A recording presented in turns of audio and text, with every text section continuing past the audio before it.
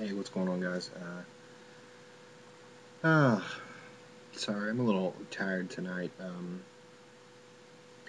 Had a few too many last night and got up early um with my son, so I'm a little tired, but I'm fixing it. Yeah, this isn't really gonna fix my um, being tired, but it's little hair the dog.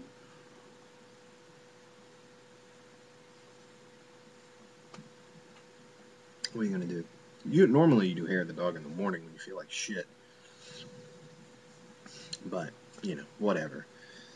Um, anyway, so yeah, I can tell I got bags under my eyes and stuff. It's all good.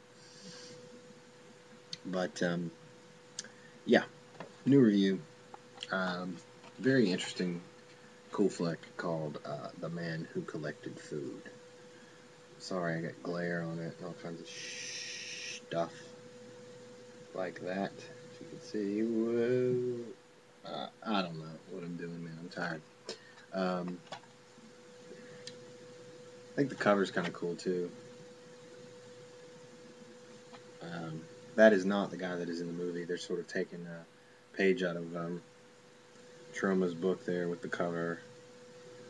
Sort of has something. It has something to do with the film, but that's not the same guy. Um, but I'm then sure to do that a little bit on the Flesh Eater DVD. The girl that he's like biting is not in the movie at all. They just picked somebody that I guess they felt was really good looking. Plus, that cover was like taken what 20 years or so after the movie had been made. I don't know. Anyway, Man Who Collected Food. Strange title. Interesting movie. Um, it's about a guy that collects food. Um, his name's McGule. He collects food, like we collect horror stuff. He he wants the limited edition packaging. He wants the older stuff from the 50s and 60s. He wants color variants. And he collects everything: cereal boxes, cans of nuts, bottles of liquor, wine, anything consumable he will collect. Well, actually, you never really see him collecting like meat or anything. So I guess it's mainly prepackaged stuff. But he's very anal about it. He dusts the collection, and it's everywhere in his house. His shelves and glass cases, and everything's very neatly presented, and it's something very creepily relatable to that. I found because I'm a collector, and I'm sure most of you that are watching this are collectors. Um, but his problem is it's sort of like a guy that collects figures that doesn't open the package, because you open the package of a figure and it loses its value instantly. Um, Same with the food. So he can't eat it. So he has to eat people. That's his only alternative, because in his mind, people are not considered food, although they're considered food to him. But it's okay because the rest of the population doesn't consider it food. Yeah. And he actually doesn't eat any food because he'd have to open it, and that's just against his moral fiber. He doesn't agree with it. So he eats people. He has a nice little butcher shop in the back of his house. I mean, it looks like a meat locker. It's all steel, and he's got people chained up in there. And when he's hungry, he goes and he kills them. But he doesn't just kill them. As passionate as he is about food, even his own, he has to torture them and kill them. It's not just I want to eat you, so come here, let me cut your head off and I'll cook you up. No, he enjoys torturing them. It's a very dual sort of personality thing going on. Except for the obsessive part. Uh, he's sort of besides the collecting thing, and when he goes to the food convention, as he calls it, which is the supermarket to us, he gets a little crazy when he's there, but he's fairly normal in other aspects of his life besides the murdering part, the kind of obsessive collecting. He seems to be fairly polite, and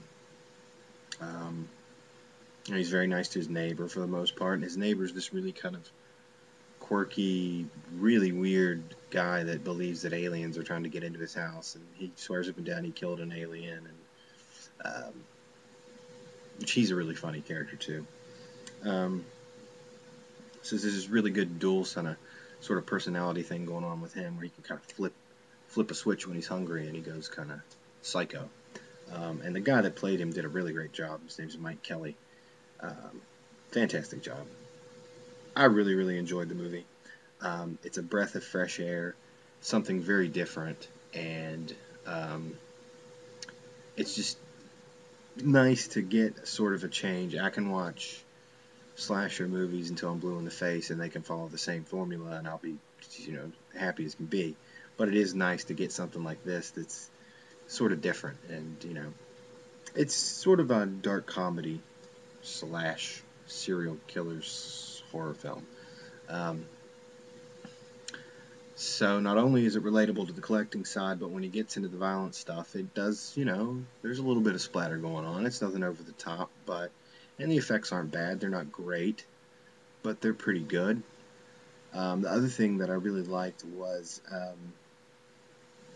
it looks like it was shot on film. It doesn't look like it was shot in HD or shot, digital. It looks like it was shot probably on 35, I would say, which is nice to see. You don't see that as much these days because film's so damn expensive. So that's another nice little thing. But yeah, I really, really liked it. It's funny. It's smart. It's, dark at times. There are even a few scenes that are sort of almost dramatic. There's a scene between McGill and his neighbor that's sort of not dramatic, but there's some drama in it. It sort of gets personal almost. There's another scene that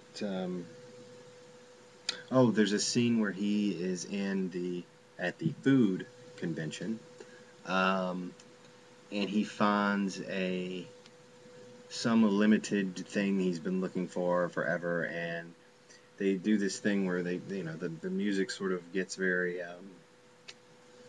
not sappy, but sort of slow and instrumental, and they take all the dialogue out, and you see him sort of freaking out, and it kind of gives this sense of, man, this guy is very sad, like he really has no friends, and like his food collection is really all he has, and it sort of it conveys it very well.